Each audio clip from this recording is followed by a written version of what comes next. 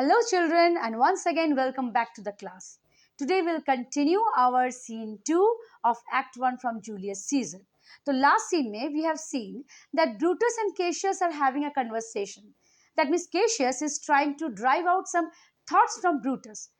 जो thoughts Brutus को खुद भी नहीं पता, the feelings that are still fighting inside him. He's still conflicting with his feelings. So such feelings are drawn out by Cassius. And Cassius is trying to convince Brutus that he can share all his secrets, all his thoughts with him. Now, they hear a shouting, the shouting of a crowd, the cheering of the crowd. And now, the reaction of Brutus and Cassius. Brutus, what means this shouting? I do fear the people choose Caesar for their king. Now, in this part, we find that Brutus is afraid. Brutus wants to find out the meaning of these shouts, these cheers. He's afraid that the people of Rome are going to choose Caesar as their king. Cassius, hey, do you fear it? Then must I think you would not have it so. That means Cassius, he very clearly marked the words fear and said, you are afraid that Caesar will become the king. Then you don't want your Caesar to be the king. That means you doesn't want that Caesar would become the king of Rome. Brutus, I would not, Cassius, yet I love him well. But wherefore do you hold me here so long? That means Brutus क्या बोल रहा है? I would not. That means he is a good friend of Caesar. He is a loyal friend of Caesar, an honorable man. But he does not want Caesar to be the king. वो नहीं चाहता कि Caesar वहाँ का king बने. And he's asking Cassius कि why he is stopping him from going. Cassius क्यों उसको रोक के रखा है? What is it that you would impart to me? That is, तुम क्या कहना चाहते हो? तुम क्या मुझे समझाना चाहते हो? If it be aught toward the general good, sit honor in one and death I the other. That means अगर जो तुम मुझसे कहलवाना चाहते हो या कहना चाहते हो या करवाना चाहते हो, अगर वो रोम के भलाई के लिए होगा, if it is good for the people of Rome and the country itself, then he will have the same reaction as honor and death. जैसे honor मिलने पे आदमी को खुशी होता है, गर्व होता है, वैसे death मिलने पे भी उसको उतना ही खुशी, उतना ही गर्व होगा. That means वो हर चीज के लिए तैयार है. He is ready for that honor that will make him happy. He's ready for that death that will bring good to the people of Rome. That he is ready to sacrifice his life, even his life, for the people of Rome. And I will look on both indifferently. और दोनों को वो एकदम same नज़रिए से देगा. One side death and one side honor. अगर पूछे कि क्या चाहिए, then he will generally choose. He will obviously choose death. अगर वो, if it does some good for the people. For let the gods so speed me as I love the name of honor more than I fear death. Because he is an honorable man. और honor के लिए, country's honor के लिए, लोगों के honor के लिए, he will definitely choose death. Then his love for honor. उसको choice दिया जाए कि वो honor choose करता है या death choose करता है for the people of Rome, then obviously he will choose death. And may God support him for this. Cassius, I know that virtue to be in you, Brutus, as well, as I do now your outward favor. Well, honor is the subject of my story. I cannot tell what you and other men think of this life, but for my single self, I had as lief not to be as lived to be. In awe of such a thing as I myself. That means क्या बोलते हैं कि Brutus, I know तुम्हारा value क्या है, तुम क्या चीज़ को वैल्यू देते हो. You honor your people, you love your people. I know your personal appearance. Honor is the subject. और आज का जो subject है जिसके बारे में Cassius discuss करना चाहता है Brutus से, he wants to have conversation, had different opinions. That is, the subject is honor only. I cannot tell what you and other men. बल्कि वो उसको नहीं पता कि क्या Brutus सोचता है, क्या दूसरे लोग सोचते हैं honor के लिए. But अगर Cassius है, if he's Cassius, then he's think about the honor. I had as lived not to be as lived to be, in awe of such a thing that as I myself. I was born free as Caesar, so were you. अब वो क्या बोलता है कि जैसे दूसरे लोगों का तो पता नहीं, लेकिन उसको इतना पता है कि जितना ऑनरेबल सीजर है, जितना फ्री सीजर है, कि सीजर भी जब रोम में he has taken birth in Rome and the other people also. So Cassius is as free, he has born as free as Caesar. उतना ही वो सीजर के जितना ही वो फ्री है यहाँ पे. He is free to live here. Enjoy the winter's cold as well as he. We both have fed as well and we can both endure the winter's cold as well as he. That means Caesar और उसमें क्या फर्क है? What's the difference between Caesar and Cassius? He is also a human being. He is also made up of blood and flesh, same as Cassius. He has born in Rome, in this place, same as Cassius. They have been born as free. They are free to live. They have freedom to enjoy, and they have brought up by, means they have been fed by same thing. जो रोम में जो मिलता था, एक ही खाना दोनों ने खाया, एक ही तरह से दोनों का. They have born free in this land and they have equally experienced the climate of Rome. कि अगर ठंडा था तो equally they have bear that cold. That means they have the same capability. They have the same capability, the same endurance to bear the cold, to bear the nature, the changes. For once upon a raw and gusty day, the troubled Tiber chafing with her shores, Caesar said to me, "Darest thou, Cassius, now leap in with me into this angry flood and swim to yonder point upon the word. Accoutred as I was, I plunged in and bade him follow, so indeed he did."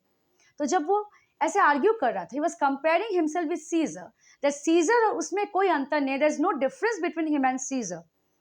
Then he experiences, he explains or he tells a story to Brutus कि scissor और उसमें क्या फ़र्क है या कैसे वो compare करता है. एक छोटा सा स्टोरी, एक एक्सपीरियंस वो शेयर करता है ब्रूटस से. And what was that experience? कि एक बार जब टाइबर नदी में there was a gusty winds, मतलब बहुत ज़्यादा करंट था, the water was flowing at its height, तब सीजर ने उसको चैलेंज किया कि if you are dare, if you are not afraid of this waters of Tiber, then you just unbutton yourself and you plunge yourself, कि तुम अपने कपड़े उतारो और बस पानी में कूद जाओ. And you have to reach that point. एक पॉइंट उसको दिखा देता है कि भाई वहां से वहां तक तुमको पहुंचना है. And Cassius, without having a second thought, he just took off his clothes and jumped into the river. Both of them, Caesar और Cassius, दोनों पानी में कूद पड़ते हैं. क्या होता है? The torrent roared and we did buffet it with lusty sinews, throwing it aside and stemming it with hearts of controversy. But ere we could arrive the point proposed. अब क्या हुआ? दोनों जंप करते हैं और Cassius सीजर को बोलते कि तुम फॉलो करो. वो आगे आगे जाते हैं. बस कुछ ही देर में जैसे वो पॉइंट को पहुंचने वाले थे, they're about to reach that point, cutting down all the currents, सब currents को चीर के वो लोग आगे बढ़ते हैं. पीछे से उसको एक आवाज आता है. Caesar cried, "Help me, Cassius, or I sink." That means Cassius क्या बताना चाहते हैं ब्रूटस को?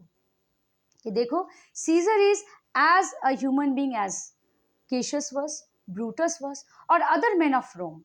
But how he has grown his powers, how he has become so powerful, how he has become so arrogant, कि आज वो he is going to become the king, he has become ambitious, जबकि वो उसके काबिल नहीं है, उसके लायक नहीं है. He is not fit for the post of or fit for being the king of Rome. So these are the stories that he's telling to Brutus just to motivate him, just to trying to convince him that Caesar is not capable to sit on the throne of Rome. So this is a story he tells to Brutus, that how Caesar had cried for help while he himself had challenged Cassius to swim across Tiber. When Tiber was in at its height, the water was full of current. The current was flowing and the tides were quite high. Caesar cried for help. Now, I as Aeneas, our great ancestor. Now, who is this Aeneas? ये Greek mythology है. ये mythology क्या बोलता है? Aeneas, the son of god Venus, a legendary forefather of Roman people. इसको कहा जाता है कि लेजेंडरी. ये है ग्रीक का मिथोलॉजी. एनियस कौन था? He was god of Venus, a legendary forefather of Roman people. Trojan war, तो यहाँ पे कहता है कि did from the flames of Troy upon his shoulder the old Anchises bear, so from the waves of Tiber did I the tired Caesar, and this man is now become a god, and Cassius is a wretched creature and must bend his body.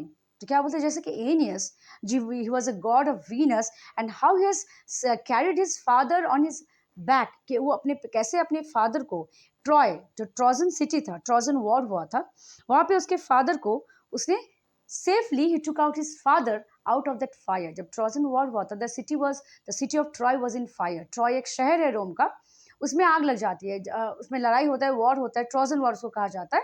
और उसमें जो एनियस का जो father था उनमें फंस जाता है. तो एनियस, the god of Venus, he took his father out from there safely. And Troy. Now, Aeneas is the father of Romulus and Remus, the founder of Rome. तो ये जो एनियस है जिसके बारे में हम बोल रहे हैं, जिसने अपने फादर को सेव किया था from the fire of Troy, तो he was the father of Romulus and Remus, the founder of Rome, जिसने रोम शहर को बनाया था. इट्स अ मिथोलॉजी, ये कहानी है, ठीक है. तो उसके बेस के ऊपर कहा जाता है कि इसको एंसेस्टर माना जाता है. The Aeneas is considered to be the ancestor of Roman people. इसीलिए यहाँ पे केशियस कहते हैं कि he is our ancestor, the legendary ancestor. जैसे उसने उसके फादर को आग से बचाया था, बिल्कुल उसी तरह केशियस सीजर को उस पानी से बचाता है, उस रिवर से, उसको टाइबर से उसको निकालता है पानी से. And look now this man has become old God.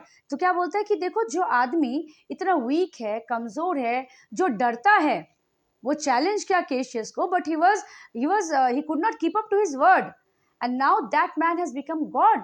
और जो मैं केशियस, जिसने उसको बचाया, has helped him out of the danger. He's now I have become the wretched thing. I'm a small thing, जिसका मेरा कोई वैल्यू नहीं है, and I'll have to go and bend my body in front of him. तो not acceptable. तो Cassius इस बात को मानता नहीं है. If Caesar carelessly but not on him, he had a fever when he was in Spain. एक और story, just to prove that Caesar is a weak person, Caesar is not fit for the throne. कि सब Spain में था, scissor को बहुत बुखार आ गया था, he was in fever, and when the fit was on him, और सीजर को एक बीमारी थी, एपिलेप्सी.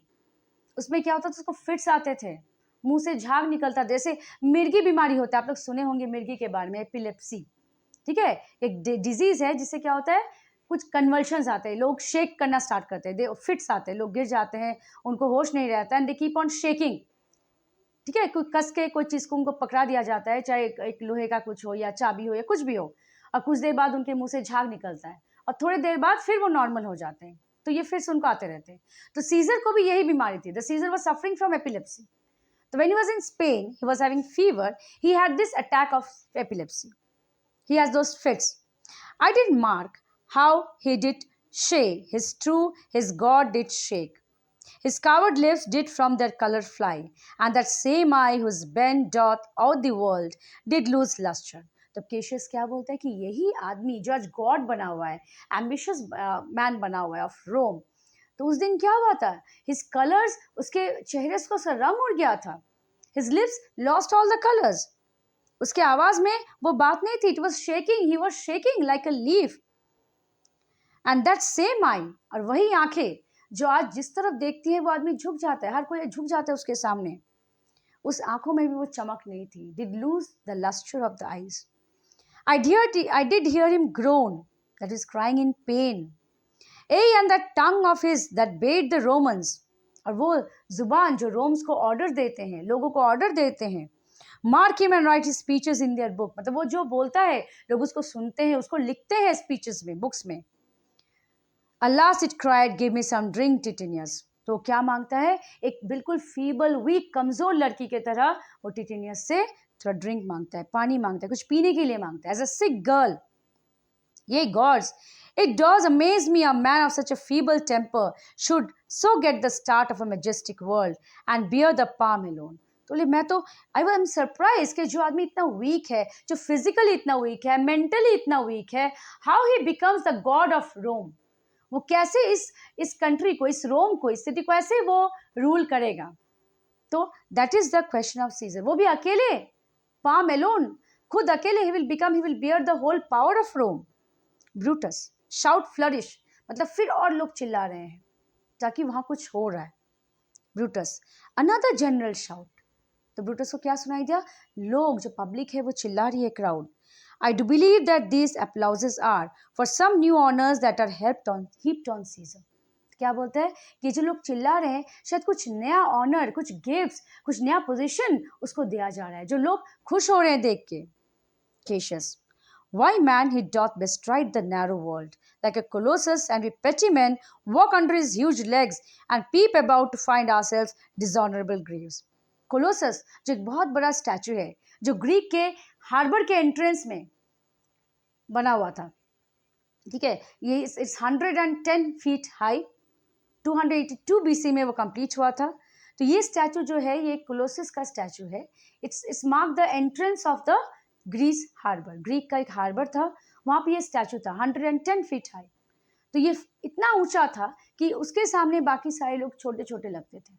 तो सीजर को कंपेयर किया गया है कि सीजर क्या वही अपना कोलोसस वाला स्टैचू समझ रहे हैं अपने आप को, और बाकी सो जब जो लोग हैं, ब्रूटस, केशियस या बाकी के रोम के जो लोग हैं, उसको वो क्या समझ रहा है?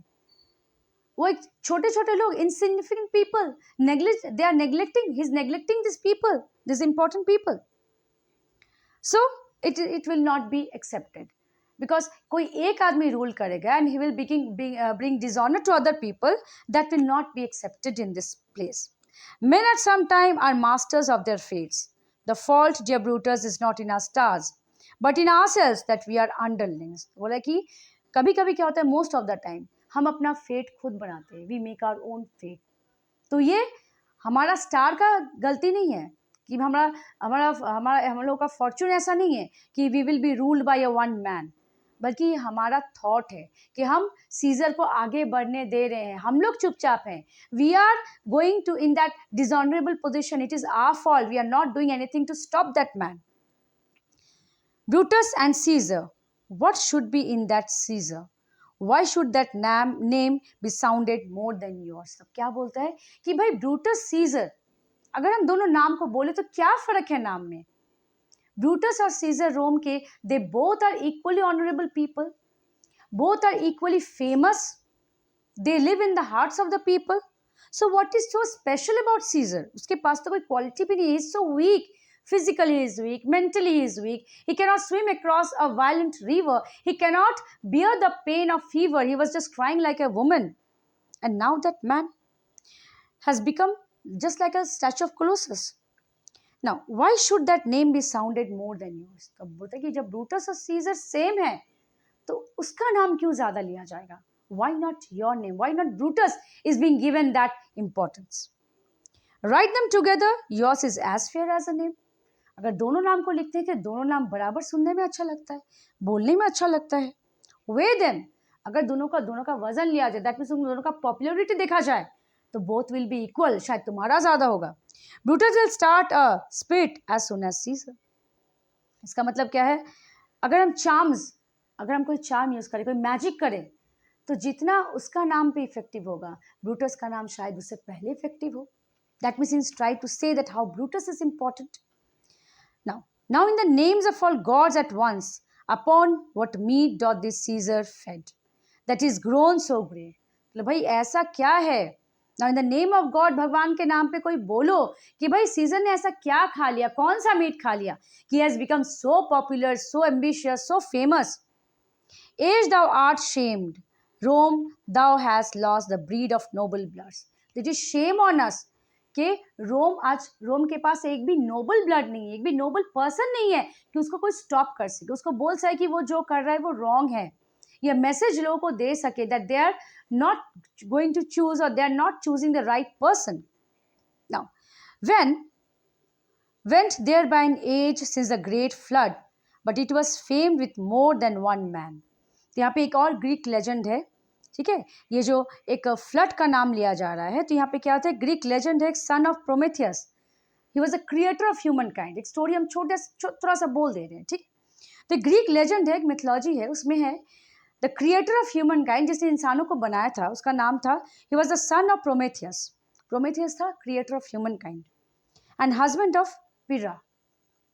When Zeus the king of gods, Zeus था भगवानों का राजा, he resolved to destroy all humanity.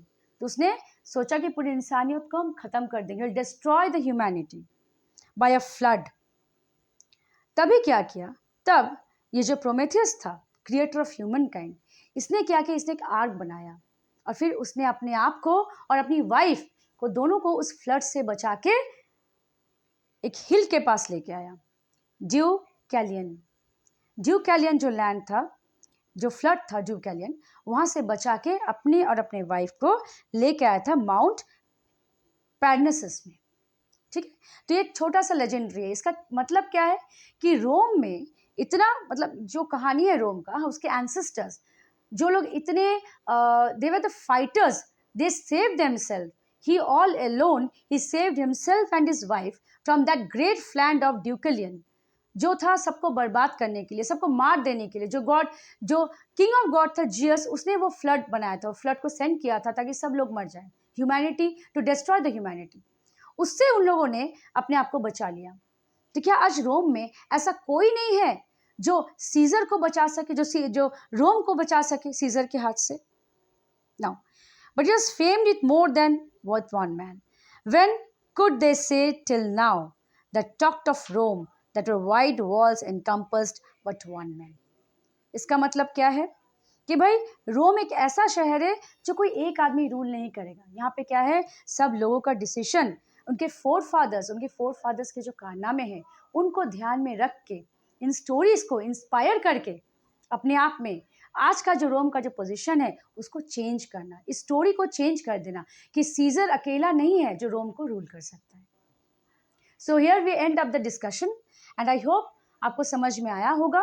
कोई अगर प्रॉब्लम है, कुछ समझ में नहीं आया, तो आप कमेंट में शेयर कर सकते हैं और इस वीडियो को लाइक या सब्सक्राइब कर सकते हैं। Thank you.